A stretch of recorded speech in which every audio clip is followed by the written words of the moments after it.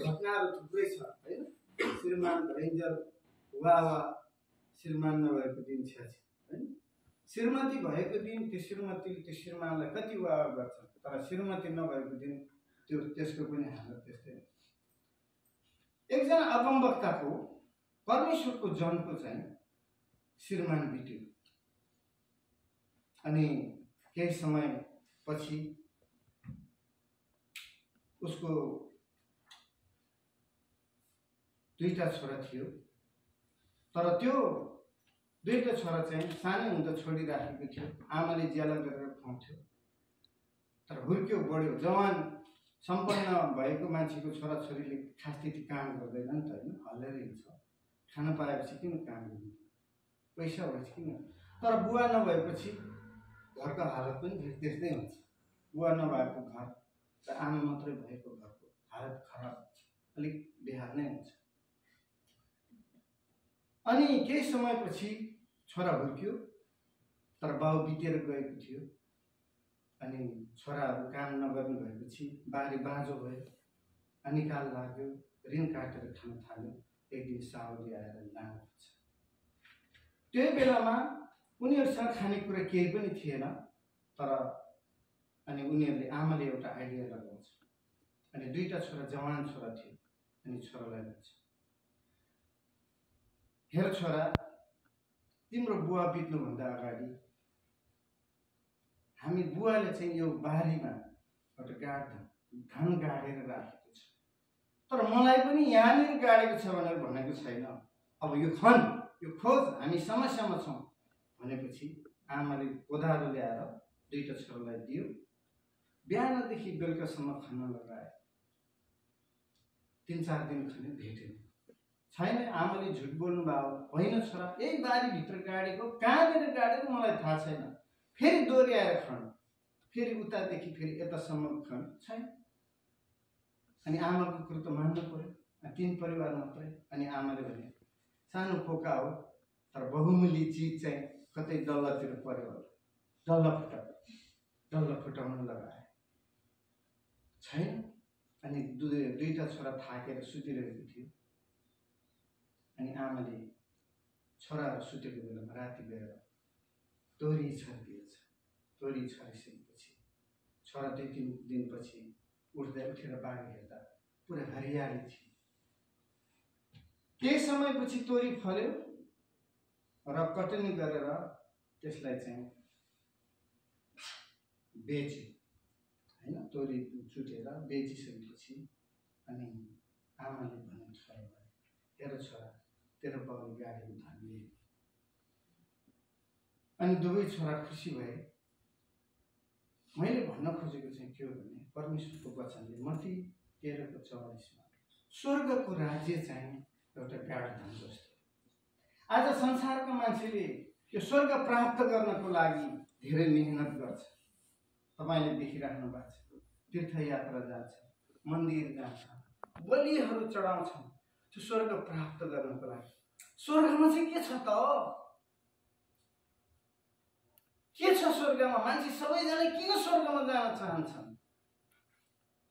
बहुमूल्य चिज छ, त्यो चाहिँ मुक्ति, अनन्त जीवन, कहिले पनि नष्ट नहुने। त्यो बाउले बारी बेच्यो, हिरामा एउटा मोती थियो, बारीको बिचमा, बारीमा गाडिएको थियो होला। भन्न खोज्छु, बारी किन्यो उसले, आफ्नो सम्पूर्ण कुरा बेचेर के किन्यो? त्यो बारी किन्यो नि त। बारीबाट त्यो पैसा राखेको भए सायद बिग्रिन्थ्यो होला। आज पैसा ब्याङ्कमा राखेको कारणले मान्छे राख्ने पनि जेलमा, नराख्ने पनि, खाने पनि जेल। तर प्रपर्टी किन्ने मान्छे चाहिँ कति धनी जस्तो छ। त्यो प्रपर्टीमा उम्रिन्छ अनि त्यसले समय अनुसारको कटनी गर्न पाइन्छ। त्यसकारणले स्वर्गको राज्यको लागि कति मेहनत गर्दो रहेछ। आज हामी यहाँ किन छौँ त? किन क्रिस्चियन किन हुने त? हामी हावामा पछि लागेको होइन होला। यीशु ख्रीष्टलाई विश्वास गर्ने व्यक्तिले चाहिँ मुक्ति प्राप्त गर्छ। त्यो मुक्ति चाहिँ अनन्त जीवन। त्यो अनन्त जीवन चाहिँ त्यो स्वर्ग जाने मान्छेले पाउँछ। त्यो चाहिँ यीशु ख्रीष्टले मात्र थियो। यीशु ख्रीष्ट नै एउटा गाड धन हो। परमेश्वरको वचन नै गाड्दैन हो। जसको हृदयमा त्यो वचन गाडिएको छ नि त्यो उम्रिन्छ के। आज म यहाँ किन छु भने यदि मैले प्रभुलाई नपाएको भए म यहाँ आउने थिएन, हुने थिएन, प्रशस्त धन सम्पत्ति कमाएन होला, तर मैले अनन्त जीवन पाएको छु। मैले सारा घर छोडेर हिँडेँ। 46 सालमा विश्वास गरेको तपाईलाई थाहा छ। गाउँबाट निकाल्यो, गाउँमा कोही क्रिस्चियन थिएन, परिवार पनि थिएन। घरमा गएको तामाङको घरमा जहाँ रक्सी बेच्ने, जहाँ रक्सी टन्न हुन्थ्यो। बिहान उठ्ने बित्तिकै जहाँ खानुपर्ने, सुत्दाखेरि जहाँ खानुपर्ने, घुम्न गयो भने जहाँ खाने, खुसी हुँदा नि खाने, बेखुसी हुँदा नि खाने, मर्ने बेला पनि जाने, जन्मिने बेला नि जाने। अनि राजनीतिक अवस्थाले गर्दा मलाई घर छोड्नु बाध्य बनायो। तर झन् प्रभुलाई पाएपछि त झन् छोड्नु पर्यो। त्यसपछि गाउँ छोडियो, म बुटोलमा गएँ, घर छोडियो। त्यसपछि पछि आएर फर्कियो, चितवनमा आएर बसियो। त्यसकारणले परमेश्वरको वचन जसको हृदयमा छ नि त्यसले चाहिँ गाढ धन प्राप्त गर्छ। त्यो वचन चाहिँ बिउ, अमूल्य बहुमूल्य चिज हो। जसको हृदयमा परमेश्वरको वचन छ त्यो व्यक्ति चाहिँ एकदम सम्पन्नशाली मान्छे भन्छ। सबै कुरा प्राप्त गर्छ। मलाई यहाँ देख्नु भएको छ, यो संसार त टलेर जान्छ, म पनि टलेर जान्छु, तर परमेश्वरको वचन कहिले टलेर जाँदैन। त्यो वचन जसको हृदयमा छ नि त्यो पनि टल्दैन क्या फेरि। त्यसैले त्यो चाहिँ गाढ धन जस्तो हो। यदि तपाईहरु कसैले आजसम्म यीशुलाई विश्वास गर्नुभएको छ भने ग्रहण गर्नुहोस्, त्यो नगुमाउनुहोस्। त्यसैले यो मौका छ। आज यो क्रिसमसको समयमा शुभकामना पनि दिन चाहन्छु। यीशु किन जन्मनु भयो त भन्दाखेरि त्यो धन हामीलाई दिन आउनु। त्यो वचन नै यीशु ख्रीष्ट हुनुहुन्थ्यो, वचन नै परमेश्वरसँग हुनुहुन्थ्यो, तर प्रकट भयो। त्यसैले आज हामीले यीशुलाई विश्वास गर्नुपर्छ। आज यीशुलाई विश्वास गरेपछि त्यो मान्छेको जीवन परिवर्तन हुन्छ, मन परिवर्तन हुन्छ, समाज परिवर्तन हुन्छ, देश परिवर्तन हुन्छ, सबै कुरा परिवर्तन हुन्छ। त्यसकारणले सबै मान्छेको लागि यो गाढ धन आवश्यक छ। त्यो गाढ धन चाहिँ जसले सबै कुरालाई बेचेर किन्यो, हेर्दाखेरि ऊ रितिएको जस्तो, तर उसले आफूसँग भएको सबैको अमूल्य कुरा बेचेर के किन्यो? खेत किन्यो। खेतबारी नै आए आफ्नो भएपछि त्यहाँ चाहिँ मेहनत गर्नु पर्यो नि त, परिश्रम गर्नु पर्यो। परिश्रम गरेपछि त्यहाँ त त्यो पैसा सधैँ फल्छ नि त। तोरी महिना पछि, वर्ष पछि फल्छ, 6 महिनामा चाहिँ अन्य अर्को चिज फल्छ। सबै कुरा गर्न सक्छ।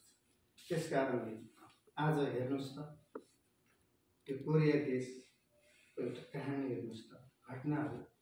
नेपालबाट सहयोग गरेको देश, आज हामी यहाँ छौँ। म चाहिँ के भन्छु भने सिक्नुपर्छ मान्छे।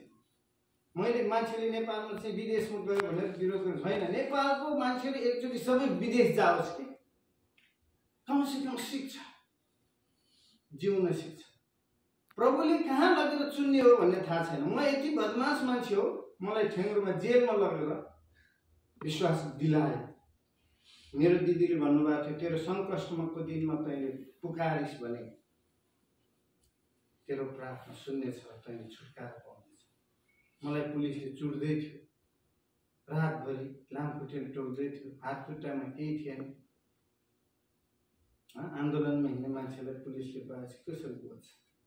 त्यो कालो लट्ठीले गोदेको। अहिले पनि कालो लट्ठी देख्यो भने खाएन त। मलाई त्यति नभएको भए सायद म यीशुलाई विश्वास गर्दैन थियो। आज तपाईहरु कतिजना कोरियामा हुनुहुन्छ, मण्डली हुनुहुन्छ भने प्रभुले यो मौका हो तपाईहरुको लागि। त्यहाँ ठाउँ थिएन, आज यो ठाउँ दिनुभएको छ। मौका नगुमाउनुहोस्। मौका सधैँ आउँदैन। यदि त्यस्तो छ भने आजै ग्रहण गर्नुहोस्। प्रभुलाई भन्नुहोस्, त्यो मुक्ति चाहिँ, त्यो गाढ धन चाहिँ म पाउन चाहन्छु। जब स्वर्गको कुरो प्राप्त गर्ने मान्छेले संसारको कुरो त यसै पाइहाल्छ हैन। स्वर्ग र पृथ्वीको मालिक नै मेरो हृदय बोकेर हिँड्छ। मालिकलाई बोकेर हिँडेपछि भोग लागेको बेलामा उहाँले खुवाइहाल्छ। नोकरलाई बोकेर हिँड्यो भने उल्टो खर्च गर्नुपर्छ। मालिकलाई बोकेर हिँड्नु त दुःखै छैन। त्यस कारणले मैले भन्न खोजेको त्यो आज किन उहाँको एउटा उदाहरण मात्रै हो। अनि तपाईले बुझ्नुपर्ने कुरा चाहिँ के हो भने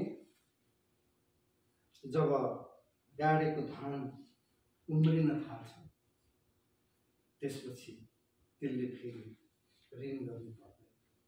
तपाईले दोस्रो राजाको 18 अध्याय हेरेर भने 4को 18 त्यहाँ छ। दुईटा छोरा थिए, बाउ बित्यो, अगमवक्ता बित्यो, उसको घरमा तेल मात्रै थियो। 2 थोपा तेल जबसम्म उसको गाउँ भरको खाली भाँडो भरेन तबसम्म सिद्धियो। ऋण पनि तिर्यो, आफू पनि मुक्त भयो, खान पनि पाए, स्वतन्त्र पनि। जसले गाढ धन प्राप्त गर्छ त्यो स्वतन्त्र पनि हुन्छ। आज मान्छेले स्वतन्त्र नपाएर भौतिक स्वतन्त्र पनि खोजिरहेछ। आत्मिक स्वतन्त्र त छँदै छैन। तपाईले आत्मिक बन्धन भने के हो? तपाईले आज आत्मिक बन्धनमा भएको कारणले मान्छे त्यहाँबाट छुटकारा पाउनको लागि मन्दिर जान्छ, कुखुरा लिएर जान्छ, बाख्रा लिएर जान्छ। आइतबारे, सोमबारे, मंगलबारे, बुधबारे, बिहिबारे, शुक्रबारे सँग फुर्सदै छैन। कुखुरा दिँदा दिँदा, बाख्रा दिँदा दिँदा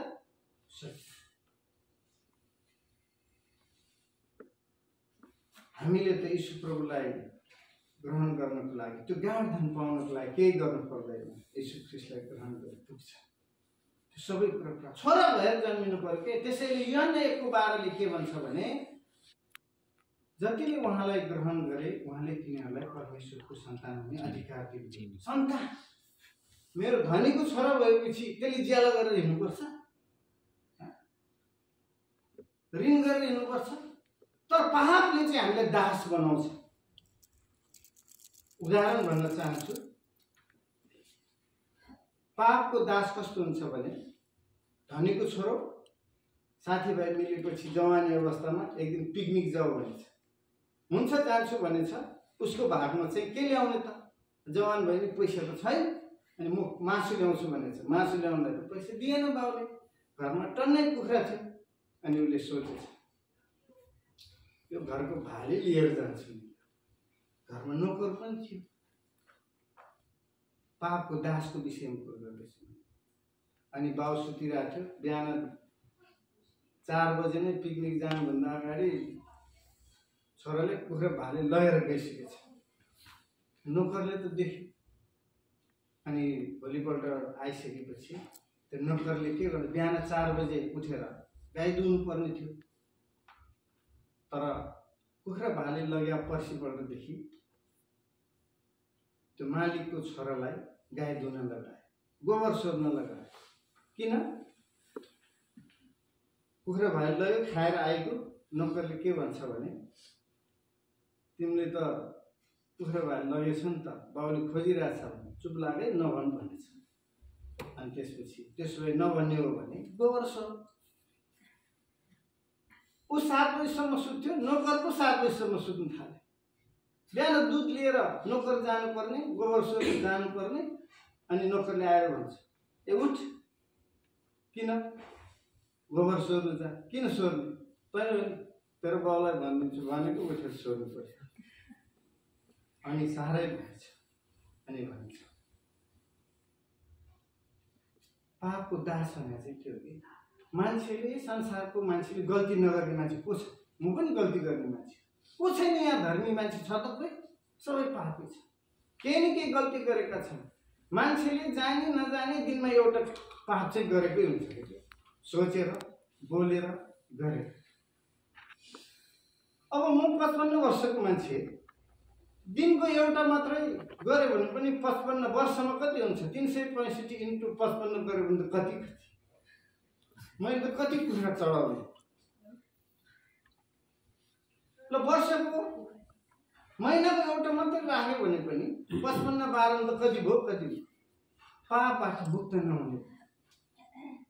अनि त्यो छोराले एक दिन झोक्चेर भन्छ साह्रै भयो, बिहान बिहान गोबर सोध्नु पर्ने हो। त्यो पो मालिक हो त।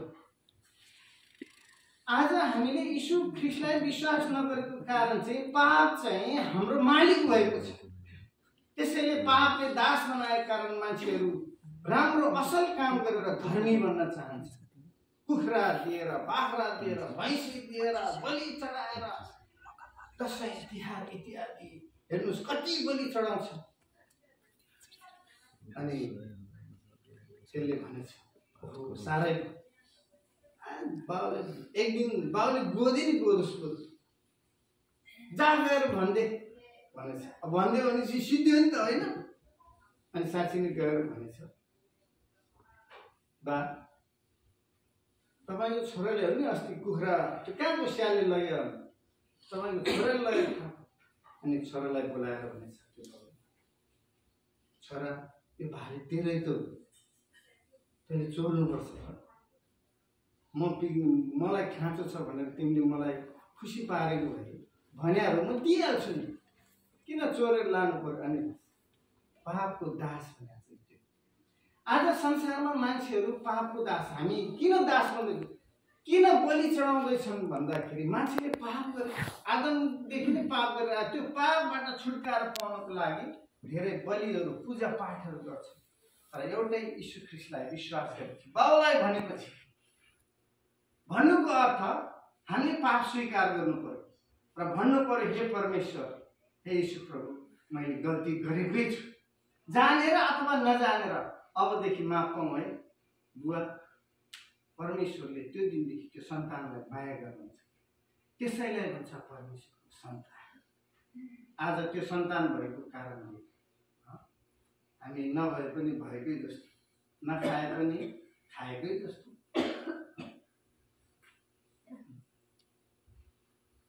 नलाए पनि तातै जुटाउने परमेश्वर हुनुहुन्छ। म यहाँ कोरियामा आएँ अनि मेरो इच्छा चाहिँ घुम्ने इच्छा हो कि म यहाँ चाहिँ कोरिया सिटीमा घुम्ने, यहाँ फर्केर जाने इच्छा। तर घुम्नलाई त टाढा चाहियो नि त होइन। अब यहाँ रेलमा चढ्ने बित्तिकै ट्याक गरेन भने त खोल्दैन त्यहीँ रेल। अनि मैले यसो कुरा गरेँ। त्यस कारणले हामी मेहनत भन्छ त्यसलाई, लगानी, जुन परमेश्वरको कामको लागि तपाईँले यो क्रिसमसको बेलामा म के भन्न चाहन्छु। त्यस कारणले आशिष पाउने व्यक्ति आशिष पाउनको लागि चाहिँ जसले त्यो गार्डन प्राप्त गरेको छैन, रोपेको छैन, त्यसले चाहिँ विश्रामको दिन पालन गर्नुपर्छ। त्यो चाहिँ आशिषको दिन। आजको दिन किन शनिबार आइतबार सङ्गति नै किन जाने त? यो दिन चाहिँ आशिषको दिन हो। हुन त तपाईँलाई लाग्छ के भयो आशिष गएपछि भेटिहाल्नु पर्ने होइन, कहिलेकाहीँ दान दक्षिणा दिनुपर्ने, डोनेसन दिनुपर्ने। आज आफ्नो कमाइलाई 90% चाहिँ चर्चमा दिएर 10%ले जिन्दगी चलाउने मान्छे हुन्छ। त्यो कोलगेट छ नि, एउटा कोलगेट कम्पनीको मालिक परमेश्वर चाहिँ जुटाउनु परमेश्वर। खेतबारी भएपछि त त्यो तोरी यसपालि सिधै पनि फेरि उम्रिहाल्छ। बारी चाहिँ आफ्नो बनाउन सक्नुपर्छ। त्यसैले विश्रामको दिन हरेकले पालन गर्नै पर्छ। अनि त्यसले आशिष पाउँछ। आशिषको दिन, विश्रामको दिन कतिजना लन्डन विश्वासी भए पनि हिँडिरह होला कि कतै आशिष गुम्छ। आशिष चाहिँ परमेश्वरले दिने कुरा हो। अनि अर्को कुरो परमेश्वरको सन्तान भएपछि त्यसले आज्ञा पालन गर्छ। त्यसका सङ्गतिको महत्त्व बुझ्नुपर्छ। होला तपाईँलाई यहाँ कहिलेकाहीँ बिजी होला, समय नहोला। परमेश्वर आफै पनि संसार सृष्टिलाई हेर्ने व्यक्ति विश्रामको दिन पालन गर्नु र भन्नुभयो त्यो दिन मैले आशिषको दिन तुल्याएको छु। आमेन। पास्टरको हुन त पास्टरले पनि नबुझेको होइन, पास्टरको व्यथाहरू फरक छ, कथा फरक छ। पास्टरहरू चाहिँ आफू भोकै रहे पनि अरू खानु पायो भने, अरू खाएर खुसी भइदियो भने त्यसैमा सन्तुष्ट हुन्छ। त्यही त गोठालो जो पाए त्यो कहाँ बन्छ। त्यसकारणले आज विशेष धन्यवाद दिन चाहन्छु। मैले त्यस्तो भन्न खोजेको होइन। हाम्रो पास्टरज्यूले मैले सोधेँ कि उहाँले काम गरेर मण्डलीको सेवा गर्नुहुन्छ। कस्तो र म पनि नेपालमा यो संसारमा तलब लिएर सेवाकाई गर्ने मान्छे माथि त यहाँ ज्याला पाइसकेपछि त्यो कटिङ गर्न पाउँदैन नि त, होइन? त्यो भएर हामी ज्यालाको योग्य छ, तर पनि ज्याला आजको काम आजै खाएर भोलि पछि माथि किन ताली मात्रै बजाएर हामी आशिष दिने व्यक्ति बन्न सक्छौँ भन्ने एउटा मेरो चाहना छ, है? केही समयको लागि जनवरी 14सम्म चाहिँ मेरो भिसा छ। त्यो बेलासम्म घुम्छु, कहाँ जानु बोलाउनु त्यहाँ जान्छु, है? अनि मेरो एउटा सपना छ कि अन्तिममा त्यही भनेर अन्त गर्न चाहन्छु। म देशमा अहिले एनसिएफ नेपाल भन्ने संस्थाको म सचिव भएको कारणले 6000 मण्डलीहरू एउटा सदस्य छ। अब म फर्केर गएर एउटा अभियान सुरु गर्ने मेरो इच्छा छ। मैले सुन्दर नेपाल सरसफाइ अभियान भनेको चाहिँ त्यो चाहिँ जनचेतना, नेपालमा सरसफाइको खाँचो छ, त्योबाट चाहिँ सुसमाचार सुनाउने। र नेपालमा 80,000 गाउँ छन्। 80,000 गाउँमा 70,000 गाउँ चाहिँ मण्डली छैन। मेरो प्रार्थना त्यही छ। म यहाँ मैले काम अलि दिन म यसो माग्नुभन्दा काम गरेको त राम्रो हो नि त, होइन? मागेर त मान्छेले त दिने मान्छेले त एक छाप पनि दिँदैन। एक छाप पुग्नलाई 100 जनासम्म माग्नुपर्छ। आफैले गरेपछि त 100 जनाले दिने एकै छापमा कमाइहाल्छौँ, होइन? म मेहनत गर्न रमाउने मान्छे। त्यसकारणले नेपालमा गएर 70,000 मण्डली स्थापना होस् भन्ने मेरो चाहना छ। तपाईँले प्रार्थना गरिदिनुहोस्। देशभरि अहिले 42वटा जिल्लामा चाहिँ मेरो सरसफाइ अभियान चलिरहेको छ। अनि म 2-3 महिना चाहिँ मान्छेले जेसुकै भनेर घुमेर हिँड्छु। र मेरो भिजन भनेको नेपाललाई ख्रिस्टमय देश बनाउने। नेपालमा 10,000 मण्डली छ। 10,000 मण्डलीले एउटा मण्डलीबाट 10वटा मात्रै मण्डली स्थापना गर्यो भने 1 लाख मण्डली भएन भने 10,000 × 10 गर्दा त 100 भइगयो त।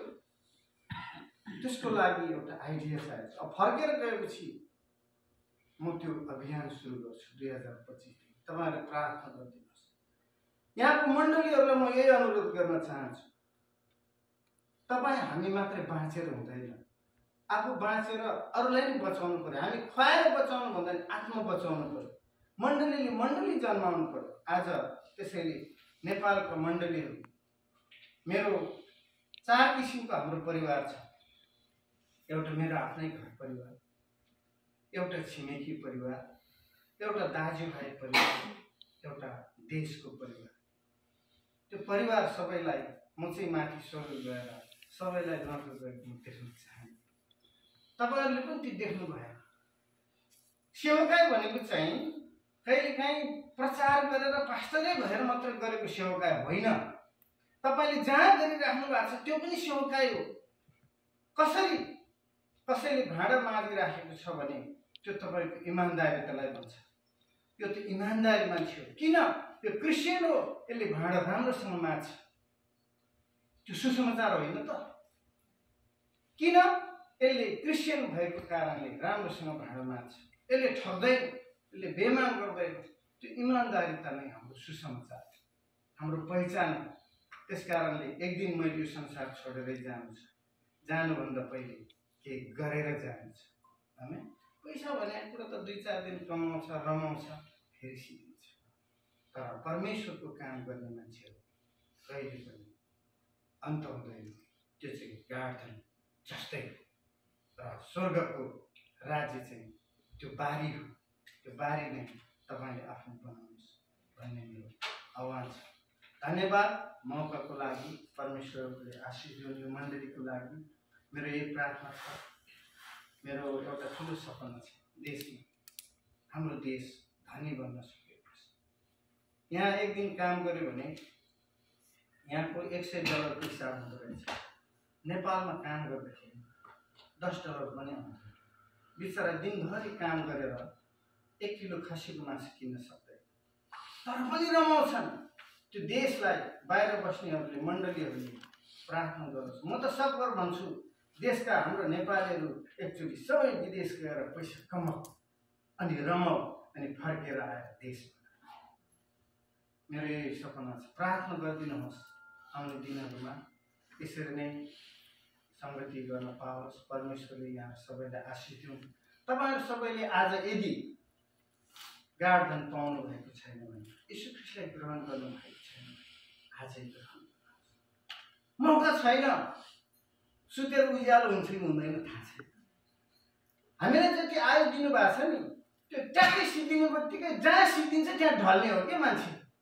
त्यो उपाय नै छैन, डाक्टरको पनि काम छैन, पैसा पनि काम छैन, केही काम छैन के। जहाँ पुग्यो त्यही ढल्ने हो। यो माटोको शरीर माटैमा मिल्नुभन्दा पहिले त्यो अनन्त जीवनको चाहिँ भागीदार हुनु पर्यो। गाडधन चाहिँ हाम्रो बनाउनु पर्यो। गाडधन त्यो राखेको स्वर्ग, त्यो बारी हाम्रो बनाउनु पर्यो। परमेश्वरले हामी सबैलाई आशीष दिउन्। छोटो प्रार्थना गर्छु, त्यसपछि परमेश्वर पिता तपाईलाई धन्यवाद दिन्छु। बिन्ती अनि प्रार्थना चढाउँदै आशीष माग्छु।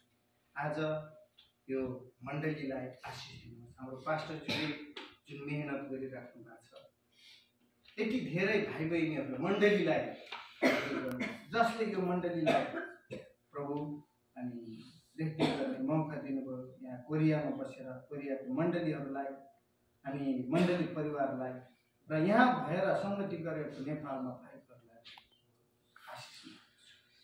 मण्डलीमा प्रशस्त आशीष दिनुहोस्। सबै बिन्ती प्रार्थना चढाउँदै आशीष माग्छु यीशु प्रभुको नाममा, आमेन। बधाई छ, धन्यवाद छ, क्रिसमसको शुभकामना छ र तपाईहरुको उत्तरोत्तर प्रगतिको कामना गर्दछु। जय मसीह।